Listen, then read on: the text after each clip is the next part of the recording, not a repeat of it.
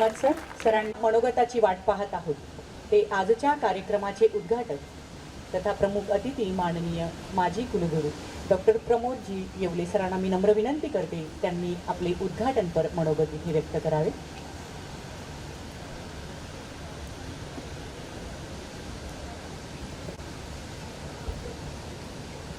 महात्मा गांधी विद्या मंदिर संचलित लोकनेते व्यंकटराव हिरे कला विज्ञान व वाणिज्य महाविद्यालय यांच्याद्वारा आज या ठिकाणी कर्मवीर भाऊसाहेब हिरे आंतरमहाविद्यालयीन राष्ट्रीय वादविवाद स्पर्धेचं एक उद्घाटन समारोह आयोजित करण्यात आलेला आहे। या कार्यक्रमाचे अध्यक्ष महात्मा गांधी विद्या मंदिरचे सहसचिव माननीय डॉक्टर V.S. मोरे, महात्मा गांधी विद्या मंदिरचे विश्वस्त माननीय डॉक्टर प्रदीप GL, मंचावर उपस्थित संस्थेच्या फार्मसी महाविद्यालयाचे प्राचार्य, विद्यापीठाच्या अधिसभेचे सदस्य आणि आमचे स्नेही प्राचार्य डॉक्टर राजेंद्र भांबर, महाविद्यालयाचे प्राचार्य डॉक्टर B.H. जगदाळे, स्पर्धेसाठी परीक्षक म्हणून उपस्थित असलेले डॉक्टर एकनाथ पगार, डॉक्टर योगिता घुमरे, डॉक्टर प्रतिभा घोगे आणि मंचावर उपस्थित महात्मा गांधी विद्या मंदिरचे विश्वस्त संचालक, इतर महाविद्यालयातील प्राचार्य, उपस्थित प्राध्यापक, अध्यापक, शिक्षकेतर कर्मचारी आणि या स्पर्धेच्या निमित्तानं राज्यातूनच नव्हे तर बाहेर राज्यातील सुद्धा जे आलेले स्पर्धक आहेत ते सर्व स्पर्धक, प्रसारमाध्यमांचे प्रतिनिधी आणि बंधू भगिनी, सर्वप्रथम मी संस्थेचा आभारी आहे की आज या ठिकाणी मला बोलावलं आणि या वादविवाद स्पर्धेचं एक उद्घाटन करावं आणि या संदर्भात माझं एक मनोगत या ठिकाणी मांडण्याची संधी मला प्राप्त करून दिली, त्याबद्दल मी संस्थेचा निश्चितच आभारी आहे। यापूर्वीसुद्धा 4-5दा मी या ठिकाणी आलो आहे। माननीय प्रशांतजी, माननीय अपूर्वजी यांच्यासोबतसुद्धा डायस शेअर केला आहे। या संस्थेची जी प्रगती आहे त्याचं प्रास्ताविकामध्ये सांगण्यात आलं। स्वातंत्र्यपूर्व काळापासून एक विद्यादानाचं खूप पवित्र काम कर्मवीर भाऊसाहेबांनी जे सुरू केलं ते आज तागायत सुरू आहे आणि आज संस्थेमध्ये जवळपास 200च्या वरती शाळा महाविद्यालय, 1 लाखाच्या वरती विद्यार्थी आणि 5-5.5 हजार जवळपास कर्मचारी आणि प्राध्यापक कार्यरत आहेत। बहुजन समाजासाठी जी ज्ञानाची कवाडे सुरू केली या संस्थेने, त्याबद्दल या संस्थेचं जे कार्य आहे ते निश्चितच अभिनंदनीय आहे। मित्रांनो, आजच्या या वादविवाद स्पर्धेचा जो विषय ठरवण्यात आला, राष्ट्रीय शैक्षणिक धोरण 2020-20 ही नव्या युगाची पहाट आहे। याच्यावरती जवळपास 200 स्पर्धक आपले विचार या ठिकाणी आपले मांडतील। स्पर्धेची सुरुवात आहे, त्यामुळे वादविवादाच्या विषयावरती मी बोलणं उचित नाही आहे। बोलणं आवडलं असतं, कारण ज्यावेळी नॅशनल एज्युकेशन पॉलिसीची अंमलबजावणी करण्यासाठी महाराष्ट्र शासनाने एक टास्क फोर्स अपॉइंट केलं होतं, त्या टास्क फोर्समध्ये मला काम करण्याची संधी मिळाली आणि एका उपसमितीचा मी अध्यक्षही होतो। मात्र त्यासाठी केव्हा तरी मी येईल आणि काय अडचणी आहेत, काय न्यू एज्युकेशन पॉलिसी आहे, काय उद्दिष्ट आहे, याबाबत मी माझे जे मत आहे ते मी मांडेल। परंतु आज या ठिकाणी जवळपास 41 वर्ष मी या शैक्षणिक क्षेत्रामध्ये कार्यरत आहे। एक अधिव्याख्याता किंवा प्राध्यापक म्हणून 1982 पासून मी माझी कारकीर्द सुरू केली, शैक्षणिक कारकीर्द, आणि आत्ता 31 डिसेंबरला मी कुलगुरू म्हणून सेवानिवृत्त झाले। मॅडमने खूप चांगल्या तऱ्हेने एक परिचय करून दिला। त्याबद्दल मी त्यांचंसुद्धा अभिनंदन करतोय. पण सांगताना त्या म्हणाल्या की डॉक्टर बाबासाहेब आंबेडकर मराठवाडा विद्यापीठामध्ये काही घाणेरडं राजकारण वगैरे असं काही त्या बोलल्यात. राजकारण तसं बघितलं तर ही या शैक्षणिक क्षेत्राला लागलेली कीड आहे. ते काही संभाजीनगरच्या डॉक्टर बाबासाहेब आंबेडकर विद्यापीठामध्येच आहे असं नाही आहे. थोड्याफार प्रमाणामध्ये ते सर्वच विद्यापीठामध्ये आहे. हे जे इथले प्राध्यापक आहे, हे निवडणुकाच्या लढत आहेत सिनेट किंवा अकॅडमिक काउन्सिलचे, मी सुद्धा लढलो, या सर्वांना माहिती आहे. राजकारण हा लोकशाहीचा, निवडणुका हा सुद्धा एक लोकशाहीचा एक अविभाज्य भाग आहे, परंतु त्याला काही मर्यादा असल्या पाहिजे. मी घाणेरडं राजकारण असणारं विद्यापीठ म्हणणार नाही, तर एक संवेदनशील असं ते विद्यापीठ होतं आणि त्याच्यामध्ये मी कारकीर्द चांगल्या तऱ्हेने मी घालवली आणि त्याला एक दिशा देण्याचा प्रयत्न केला. मित्रांनो, आपण सर्व या शिक्षण क्षेत्राशी संबंधित आहोत. स्वातंत्र्याला 75 वर्षापेक्षा जास्त काळ झाला आहे. या 75 वर्षामध्ये या शैक्षणिक प्रगतीचा जर आपण आलेख त्याच्यामध्ये जर ॲनालिसिस केलं तर आपल्याला दिसेल की या 75 वर्षामध्ये शिक्षणाची दशा आणि दिशा काही फारशी बदललेली नाही.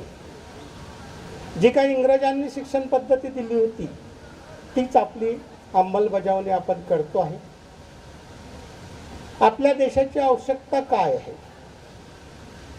यातले स्थानिक रिसोर्सेस काय आहे, याबाबत आपण कधीही विचार केला नाही. याबाबत अनेक प्रयोग झाले. पहिलं शैक्षणिक धोरण आलंय 1965च्या दरम्यान काहीतरी. दुसरं आलंय 85, नंतर त्याच्यामध्ये सुधारणा झाली 1991ला आणि अनेक तिसरं आलं. अनेक कमिशन आलीत, कोठारी कमिशन आलीत, आपल्याला सर्वांना माहिती आहे. राधाकृष्णनपासनं तर सध्याच्या यशपाल कमिटीपर्यंत अनेक कमिशनं आली, अनेक कमिट्या बसल्या, सर्वांनी आपले अहवाल दिलेत. परंतु परिस्थिती जर आपण बघितली तर त्याच्यामध्ये फारसं काही असा बदल झालेला नाही. जो आपल्या देशाला ज्या शिक्षणाची आवश्यकता पाहिजे ते आपण खरोखर देतो का हे आपण बघितलं पाहिजे. मी एक साधं उदाहरण तुम्हाला सांगतोय की ज्याच्यावरून ॲक्च्युली शिक्षणामध्ये बदल घडण्याची का आवश्यकता आहे कळेल. ज्यावेळी माझी मुलं प्राथमिक शिक्षण घेत होती त्यावेळी मी त्यांना कॉन्व्हेंटमध्ये टाकलं. आपली पाल्य जे आहे ते कॉन्व्हेंटमध्ये असतील, कारण ती क्रेज आहे. आपण जे आपल्याला मिळालं नाही, आपली मुलं हे इंग्रजी माध्यमामध्ये शिकली पाहिजे. त्यावेळी सुद्धा मी माझी मुलगी ज्यावेळी के जी 2ला होती त्यावेळी मी तिला एक राहीम शिकवायचो की रेन रेन गो अवे. कदाचित त्या वयामध्ये त्याचा अर्थ तिलाही कळला नसेल. मी पण त्यावेळी फारसा विचार केला नाही. फक्त तिला ए ग्रेड मिळावी किंवा चांगले मार्क्स मिळावे या उद्देशाने तिच्याकडनं मी ते पाठ करून घेतो. आणि ज्यावेळी मग मी विचार करायचो की मी मराठी माध्यमातून एरे एरे पावसा शिकलोय आणि हिला मी मात्र नरेंद्र गोवावे शिकवतो. या देशाला खरोखर पाऊसाची आवश्यकता आहे की पाऊस घालवायची आवश्यकता आहे. हा मुख्य गाभा या एज्युकेशनल सिस्टीमचा. अनेक प्रयोग झाले. माझं एकच म्हणणं असतं, या राष्ट्रीय शैक्षणिक धोरणावरती सुद्धा कुलगुरूंच्या बैठकीमध्ये किंवा बाहेर बोलताना मी सांगितलंय की विद्यार्थ्यांना किंवा या पिढीला गिनी पिग म्हणून वापरू नये प्रयोगासाठी, नाहीतर ही आपल्याला ही पिढी पुढे माफ करणार. एक आपली जी एज्युकेशन सिस्टीम आहे ही एज्युकेशन सिस्टीम जगातली 3ऱ्या नंबरची सिस्टीम आहे. युनायटेड स्टेट, चायना नंतर इंडियाचा नंबर लागतो. आज जवळपास 1300 युनिव्हर्सिटीज आहेत, विद्यापीठं आहेत. अनेक प्रकारचे विद्यापीठं. आमच्या वेळी फक्त ह्या पब्लिक युनिव्हर्सिटीज होत्यात, आता प्रायव्हेट आल्या, स्टेट गव्हर्नमेंटच्या आल्या, डीम युनिव्हर्सिटी आला, अनेक प्रकारची विद्यापीठं आली आहेत. 48,000 महाविद्यालय आहेत आणि 4 करोडचं एनरोलमेंट दरवर्षी होत आहे. एवढी मोठी ही एज्युकेशनल सिस्टीम आहे. सध्याचा आपला ग्रॉस एनरोलमेंट रेशिओ जो आहे जवळपास 34.9 आहे. कर्नाटक आणि तामिळनाडू नंतर आपला 3रा नंबर लागतोय. आणि आज UGC म्हणा, गव्हर्नमेंट ऑफ इंडिया म्हणा किंवा महाराष्ट्र गव्हर्नमेंट म्हणा, यांचा हा एनरोलमेंट रेशिओ 35 वरून 50 पर्यंत न्यावा असं एक अपेक्षित आहे 2030 पर्यंत. परंतु जे एज्युकेशनल एक्सपर्ट्स आहेत, जे शिक्षण तज्ज्ञ आहे, त्यांच्या डोळ्यासमोर मात्र एक वेगळी अशी चिंता आहे. एवढ्या मोठ्या प्रमाणावरती जर ग्रॉस एनरोलमेंट रेशिओ वाढला तर या शिकलेल्या हातांना काम कसं मिळेल, आणि यांना जर काम मिळालं नाही तर हे विधायक कार्याकडे वळण्यापेक्षा हे विध्वंसक कार्याकडे वळतील. त्यासाठी या रिकाम्या हातांना काम देणं आवश्यक आहे, आणि त्यासाठी एक नुसतं डिग्री घेऊन चालणार नाही. आज जर कुठली डिग्री असो, ते BSc BCom किंवा BA किंवा BE म्हणा, जर त्याला विचारलं की तुला काय येतं तर तो त्याला सब्जेक्टच्या पलीकडे तो काही सांगू शकत नाही. त्यामुळे एक स्किल बेस एज्युकेशनची जी आवश्यकता आहे, ही काही संकल्पना नवी नाही आहे. आपण जे ग्लोबलायझेशन म्हणतो, ते ग्लोबलायझेशन आज आपण नाही आहे. आपण ते ग्लोबलायझेशन 1000 वर्षापूर्वी नालंदा आणि तक्षशिला किंवा काशीसारखे जे विद्यापीठं आले त्यावेळी आपण ते ग्लोबलायझेशन अचीव केलेलं आहे. पण मधल्या काळामध्ये जवळपास 750-800 वर्षाची गुलामगिरी असो, किंवा आपली जी एक इंडियन मानसिकता आहे टू मेंटेन द सिक्रेसी, मी काय करतो हे कोणाला माहिती झालं नाही पाहिजे.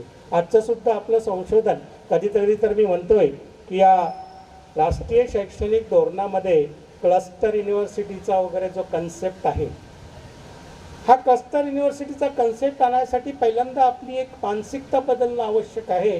अहो, एका महाविद्यालयातले 10 प्राध्यापक एका ठिकाणी बसत नाही, त्याच्यामध्ये 2-4 गट असतात, तर 3-4 कॉलेजेस मिळून क्लस्टर युनिव्हर्सिटी कशी होईल. त्यामुळे आपली मानसिकता हे बदलणं आवश्यक आहे.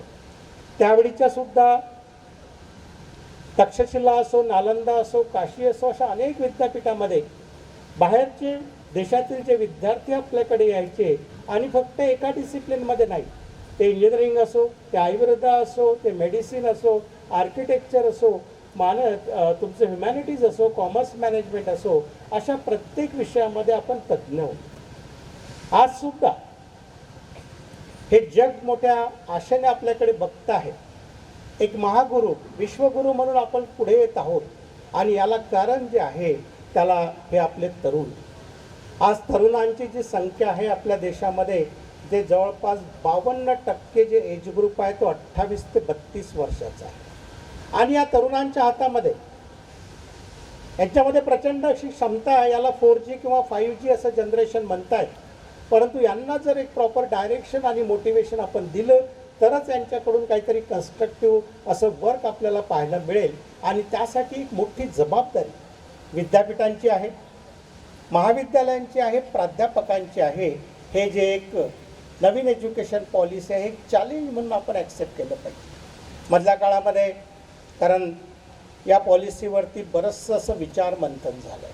पहिल्यांदा हा कन्सेप्ट 2016मध्ये आला, ड्राफ्ट 2020ला झाला, इम्प्लिमेंटेशनची स्टेज मागच्या वर्षीपासून सुरू झाली, आणि समाजातल्या सर्व स्तराकडून त्याच्यावरती कॉमेंट्स मागवल्या गेल्या, आणि हा एक ड्राफ्ट आला आहे. आता हा आल्यानंतर, कारण 1991मध्ये ग्लोबलायझेशन आल्यानंतर ग्लोबलायझेशनची जी फळं आहेत ती या पिढीला दिसतात. 25-30 वर्षानंतर ॲक्च्युली ग्लोबलायझेशन योग्य होतं न होतं, कारण काही काही गोष्टींना पर्याय नसतो. आज सार्वजनिक विद्यापीठासोबतच खाजगी विद्यापीठंसुद्धा येणं ही काळाची गरज आहे. कारण हायर एज्युकेशनची लायबिलिटी ही शासन घेऊ शकत नाही. त्यामुळं समाजातला जो पैसा आहे, कारण हा जो कन्सेप्ट आहे प्रायव्हेट एज्युकेशनचा, हा 1983 साली महाराष्ट्रामध्ये पहिल्यांदा आला.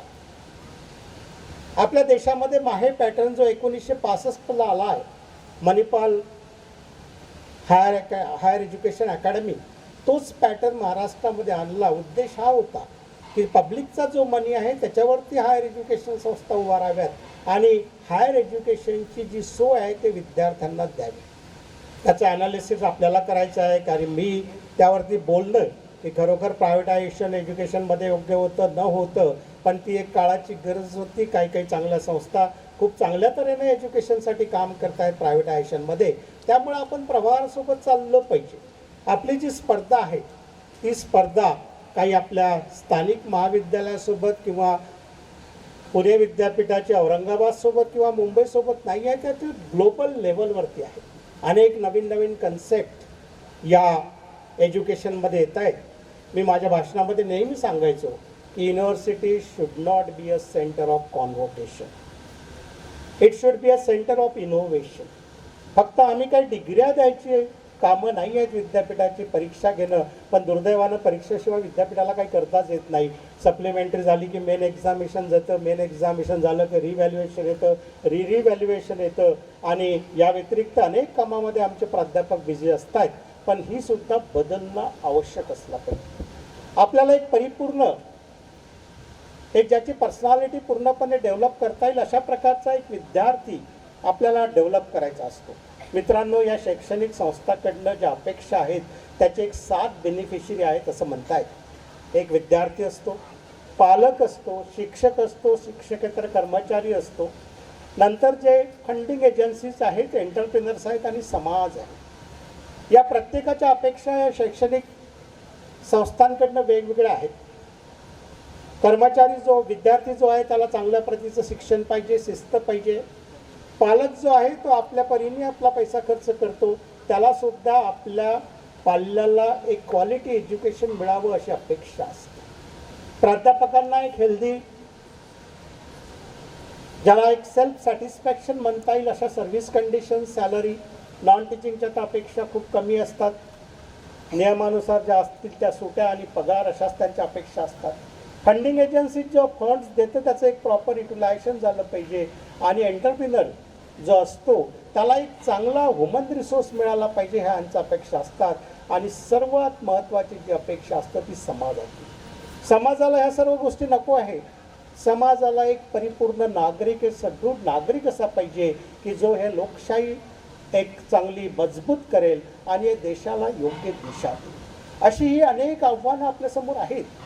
ज्यावेळी या राष्ट्रीय शैक्षणिक धोरणाच्या निमित्तानं माननीय पंतप्रधानांनी बनारसला एक कॉन्फरन्स आयोजित केली होती, त्यावेळी ते ॲड्रेस करताना म्हणाले की धोरणं अनेक येत आहेत. काय की धोरणं नुसतं फायलीमध्ये बंद करून राहतात, काही समाजासमोर येत आहेत पण त्याच्यावरती त्याचा एक प्रॉपर अभ्यास केला जात नाही. आताही जर आपण बघितलं, काल प्राचार्यांशी चर्चा करताना आम्ही सांगितलंय की खरोखर ही राष्ट्रीय शैक्षणिक धोरण तळापर्यंत किंवा त्याचे जे स्टेक होल्डर्स आहेत त्यांच्यापर्यंत पोहोचलं आहे काय. काही गमती मी काल त्यांना सांगितल्या, त्याचा उहापोह या ठिकाणी करणं योग्य नाही आहे. पण जोपर्यंत हे पर्क्युलेट होत नाही तोपर्यंत त्याचं महत्त्व कळणार नाही. अदरवाईज आतापर्यंत जे प्रयोग झाले तेच प्रयोग याबाबतही होतील. तुम्हाला माहिती आहे काय प्रयोग झालेत. MCVC सुरू झालं होतं. अपेक्षा अशी होती की विद्यार्थी MCVC झाल्यानंतर स्वतःच्या पायावरती उभा राहील. पायावरती उभा राहणं तर सोडाच, त्या विद्यार्थ्यांना BAला ॲडमिशन घ्यायसाठी आंदोलनं करावी लागली, आणि आता मला वाटतं ते MCVC बंद झालं आहे अशा प्रकारची स्थिती आहे. सेमिस्टर पॅटर्न आला आहे. सेमिस्टर पॅटर्नबद्दल माझं एक वेगळं मत आहे. आतापर्यंत मी कुलगुरू असताना बोलू शकत नव्हतो, पण आता मात्र बोलायला हरकत नाही. खरोखर या सेमिस्टर पॅटर्नची आवश्यकता या देशाला आहे का? हाच प्रश्न मी ज्यावेळी प्रकुलगुरू म्हणून नागपूर विद्यापीठामध्ये होतो आणि DP सिंग UGC चेअरमन होते त्यावेळी मी त्यांनाही विचारला होता. खरोखर हा सेमिस्टर पॅटर्न आपली जी सोशल आणि जे इकॉनॉमिकल प्रॉब्लेम्स या देशाचे आहेत त्याला ही सत्र पद्धती आवश्यक आहे का? DP सिंग म्हणाले, doctor Yewale, I am also having the same opinion when I was a vice chancellor in MP. पण आता मात्र मी UGC चेअरमन झाल्यामुळं मला माझं ओपिनियन बदलावं लागलं, आणि जागतिक स्तरावरती जे प्रवाह आहेत ते ॲक्सेप्ट केल्याशिवाय पर्याय नाही. प्रश्न असा आहे की आज ओव्हर एक्झामिनेशन होतं. आमचा ग्रामीण भागातला विद्यार्थी हा सकाळी संध्याकाळी रोज शेतमजुरी करतो आणि काम करतो, पैसे कमावतो, आणि त्याला जर आपण 2-2, 3-3 महिने एक्झामिनेशनमध्ये बिझी करून ठेवलं आहे. आणि दुसरं, हे एक्झामिनेशनमध्ये बिझी तर कराच, पण व्हॉट अबाउट अवर व्हॅल्युएशन. मी कुलगुरू असताना संभाजीनगरला वेस्टर्न रिजनची व्हाईस चान्सलर कॉन्फरन्स घेतली होती. And the theme of my conference was the reforms in the evaluation. माझ्या तर मते हे जे तुम्ही एज्युकेशनल ॲक्टिव्हिटीज आहेत याच्यामध्ये सर्वात महत्त्वाची जर ॲक्टिव्हिटी असेल तर ते इव्हॅल्युएशन. आजची जी परीक्षा पद्धती आहे 3 तासामध्ये 2 तासामध्ये तो विद्यार्थी आपले प्रश्नपत्रिका लिहितो. परीक्षेच्या 15 दिवस आधी तो मग करतोय, पाठ करतो, आणि जे काय आहे तो 3-2 तासामध्ये लिहितोय. आपण ते इव्हॅल्युएशन करतो. कसं इव्हॅल्युएशन करतो हे प्राध्यापक मंडळींना माहिती आहे. परफेक्ट इव्हॅल्युएशन झालं असतं तर रिव्हॅल्युएशन किंवा रिट्रेसलमध्ये 555 मार्क्स कधी झाले नसते हे मी बघितलेलं आहे. परंतु ह्या सर्व गोष्टी होत आहेत. त्यामुळे कंटिन्युअस इव्हॅल्युएशन झालं पाहिजे. सेमिस्टर पद्धतीमध्ये आमच्याच लोकांनी वर्षाचं जे सिलेबस आहे ते 2 पार्टमध्ये डिवाईड केलं. It becomes a semester. पण तो कन्सेप्ट नव्हता. कन्सेप्ट असा होता की एक कंटिन्युअस इव्हॅल्युएशन व्हावं. त्याच पद्धतीने राष्ट्रीय शैक्षणिक धोरणाचं एक स्पिरिट आपण जाणलं पाहिजे. ॲक्च्युअली काय अपेक्षित आहे, आता ही मुलं त्यांची मतं या ठिकाणी मांडतीलच. आणि ॲक्च्युली खूप चांगला उपक्रम गेल्या 50 वर्षापासून ही संस्था चालवत आहे. कारण ही पिढी जी असतं, हे जे वय जे आहे 18 ते 22 वर्षाचं वय, हे खूप संवेदनशील असतं. त्यांचे विचार क्रांतिकारक असतात. आपण जर देशाचा आणि जगाचा इतिहास बघितला तर जी काही कुठली क्रांती आली असेल ती या तरुणांनी आणली असेल. त्यामुळे कुठलेही सामाजिक प्रश्न असो, शैक्षणिक प्रश्न असो, राजकीय प्रश्न असो, त्यामुळे यांचे विचार, कारण actually they are the sufferers, they are the stakeholders. त्यांना काय पाहिजे हे जोपर्यंत आपण त्यांना विचारात घेत नाही, त्यांच्यावरती लादण्यापेक्षा त्यांना कॉन्फिडन्समध्ये घेऊन त्यांच्या अपेक्षा काय आहेत हे जोपर्यंत आपण सांगत नाही तोपर्यंत कुठल्याही धोरणाची अंमलबजावणी होऊ शकत नाही. यापेक्षा या राष्ट्रीय शैक्षणिक धोरणावर तुम्ही बोलणं आजच्या या ठिकाणी योग्य नाही आहे. मित्रांनो, आज या ठिकाणी मला यांनी बोलावलं आहे त्याबद्दल मी संस्थेचा आभारी आहे.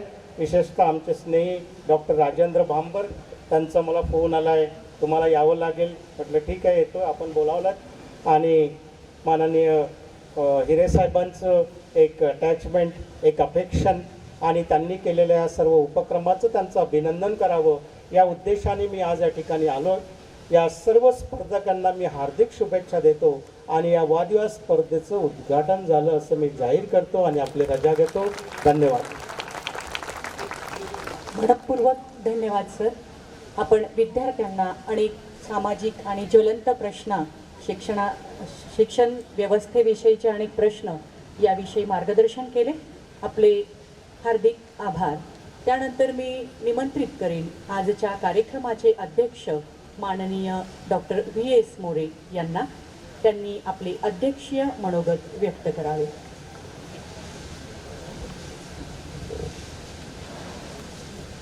कर्मवीर भाऊसाहेब हिरे वादविवाद स्पर्धेचे आजचे उद्घाटक डॉक्टर प्रमोद येवले,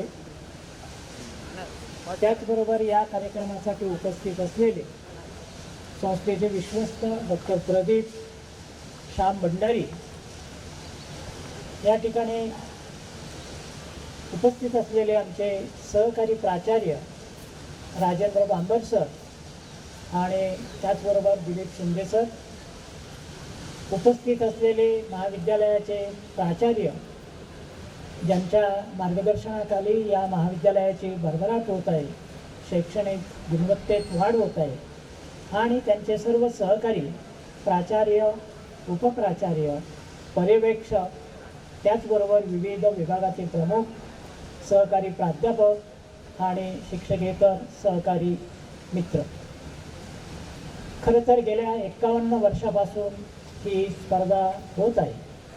या स्पर्धेबद्दल मला विशेष आनंद होतो. याचं कारण ही स्पर्धा 1969मध्ये मी विद्यार्थी असताना सुरू झालेली आहे आणि या स्पर्धेमध्ये मी 1969 पासून आजपर्यंत विविध अशा प्रकारच्या भूमिकेतनं हजर असतो.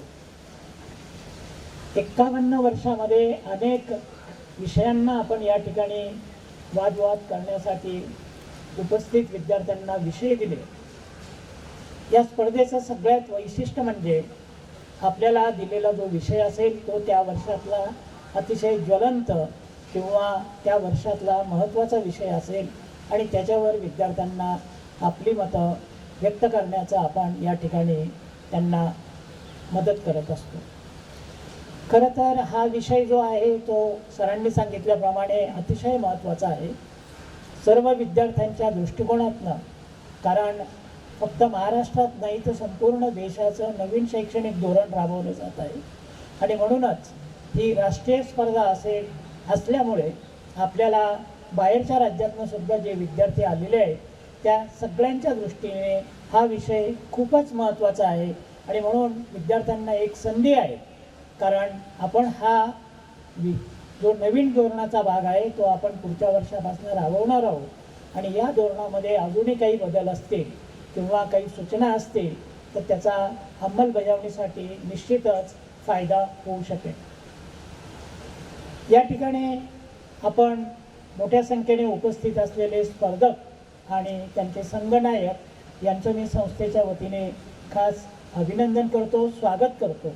कारण ही स्पर्धा यशस्वी करण्यामध्ये संस्थेचा जेवढा वाटा आहे तेवढाच वाटा या 51 वर्षामध्ये जे जे स्पर्धक घेऊन आलेले संघचालक असतील, विद्यार्थी बंधू भगिनी असतील, त्यांनी सक्रियपणे भाग घेतला आणि आपली मतं या ठिकाणी व्यक्त केली. त्यामुळे सातत्याने 51 वर्ष ही स्पर्धा या ठिकाणी सुरू राहिलेली आहे. आज या स्पर्धेमध्ये येणाऱ्या स्पर्धकांनी आपले विषय अतिशय चांगल्या पद्धतीने मांडावे. असं करत असताना ज्या विद्यार्थ्यांना या ठिकाणी पारितोषिके मिळतील, बक्षिसं मिळतील त्या सर्व विद्यार्थ्यांचं आत्ताच मी अभिनंदन करतो. पण ज्यांना पारितोषिके मिळणार नाही किंवा बक्षिसं मिळणार नाही त्यांनी निराश होण्याचं कारण नाही, कारण ही स्पर्धा सातत्याने चालू राहणार आहे. या ठिकाणी आपण मोठ्या संख्येने आलेले असल्यामुळे संस्थेच्या वतीने पुन्हा एकदा आपल्या सगळ्यांना धन्यवाद देतो. या वादविवाद स्पर्धा भरवण्यासाठी महाविद्यालयाच्या प्राचार्यासह संपूर्ण टीम जे काही काम करते आहे त्या सर्वांना धन्यवाद देतो आणि या स्पर्धा आपण यशस्वीपणे पार पाडाव्या अशा प्रकारच्या शुभेच्छा व्यक्त करतो आणि थांबतो.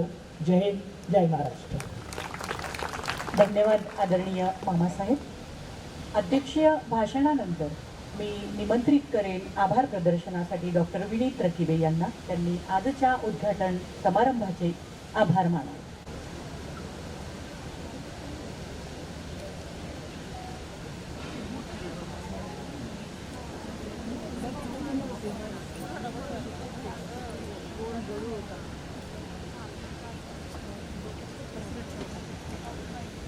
स्पर्धक नंबर E14 E14 फॉर या विद्यार्थ्यांनी यायचं आहे.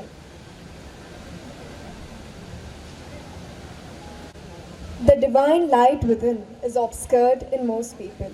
It is like in a cask of iron, where no gleam of light can shine through. But gradually, by purity and unselfishness, we can make this obscuring medium less and less dense until it is a transparent glass. A heartfelt good afternoon to eminent dignitaries, respected faculty members, and my dear friends. I am immensely grateful to be discussing and deliberating on national education policy on this stage today.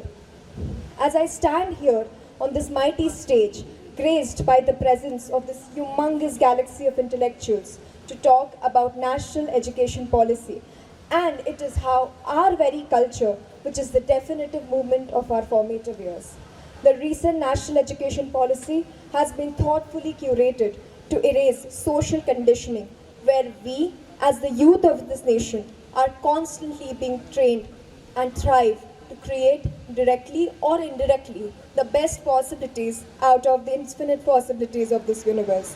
Being a proud citizen of this nation, which was once home to Shivaji Maharaj, Netaji Subhash Chandra Bose, Swami Vivekananda, and many such eminent personalities who became the building blocks of this fathomless ocean of grandeur, laying down the foundation of our diverse yet amalgamating culture. These very principles and interrelations, when implemented in the real time, can be the solutions of our persistent problems from generations to generations. The policy aims to make students holistically well-rounded individuals who not only have a high IQ but are the masters of their emotional quotient. The policy is based on the Indian disciplinary practices which will help us to manifest the self-confidence of our forefathers, to make our missions our visions and be fearless individuals. As an advocate and a voice of all my friends sitting here today, I can vouch on everyone's behalf that the national education policy is creative yet analytical in implementing itself, determined yet empathetic in retaining itself. As we are being guided towards being a superpower and the third largest economy in this world, the national education policy is surely the dawn which is built to sustain, retain, and last, and be the foundation of our bright future. Rather, I say, we, the youth of today, or the leaders of tomorrow, will surely be well equipped to take the responsibility of our nation and live up to our full potentials and dignity through this policy. Thank you. त्यानंतर आजच्या उद्घाटन समारंभाच्या आभार प्रदर्शनासाठी मी निमंत्रित करते doctor Vineet रकिबे यांना. त्यांनी आभार मानावेत.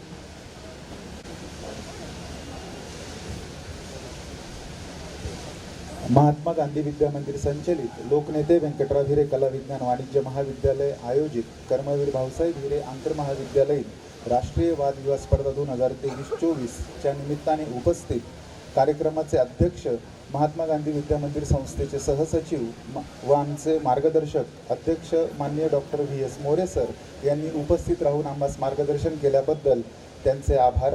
प्रमुख पाहुणे व उद्घाटक माननीय प्रमोद येवले सर, माजी कुलगुरू बाबासाहेब आंबेडकर मराठवाडा विद्यापीठ संभाजीनगर यांनी उपस्थितांना शैक्षणिक क्षेत्राबद्दलची अभ्यासपूर्ण मार्गदर्शन पर आपले परखड मत व्यक्त केले त्याबद्दल त्यांचे आभार. फार्मसी महाविद्यालयाचे प्राचार्य doctor RS Bhambar sir, Savitribai Phule Pune विद्यापीठ अधिसभा सदस्य व standing committee member, Mahatma Gandhi Vidya Mandir संस्थेचे विश्वस्त माननीय श्री प्रदीप GL व श्री श्यामकांत भंडारी सर, HMCT व MBA महाविद्यालयाचे प्राचार्य डॉक्टर DB शिंदे सर यांचे देखील आभार. महाविद्यालयाचे सन्माननीय प्राचार्य डॉक्टर BS जगदाळे सर व आमचे मार्गदर्शक यांची उपस्थितीबद्दल आभार. महात्मा गांधी विद्या मंदिर संस्था व आदिवासी सेवा समिती संस्थेचे सर्व सन्माननीय विश्वस्त, संचालक व प्रशासकीय अधिकारी यांच्या उपस्थितीबद्दल आभार. कार्यक्रमासाठी उपस्थित विविध महाविद्यालयांचे सन्माननीय प्राचार्य, विविध दैनिक वृत्तपत्रांचे सन्माननीय पत्रकार यांचे देखील आभार. स्पर्धेसाठी उपस्थित झालेले सर्व सन्माननीय परीक्षक यांचे आभार. आमच्या महाविद्यालयातील वरिष्ठ व कनिष्ठ विभागातील उपप्राचार्य, पर्यवेक्षक, शिक्षक, शिक्षकेतर कर्मचारी व विद्यार्थी यांचे उपस्थितीबद्दल आभार. स्पर्धेत सहभागी स्पर्धक व त्यांचे संघनायक यांचे देखील आभार. राष्ट्रीय वादविवाद स्पर्धेचे समन्वयक, सहसमन्वयक व सर्व समिती सदस्यांचे देखील आभार. सहभागी सर्व स्पर्धकांना हार्दिक शुभेच्छा देतो व इथेच थांबतो. धन्यवाद. धन्यवाद. इथे आजच्या वादविवाद स्पर्धेचा उद्घाटन सोहळा संपन्न झालेला आहे. सर्व प्रमुख अतिथींचे मनपूर्वक आभार. स्पर्धक मित्रांना एक सूचना आहे की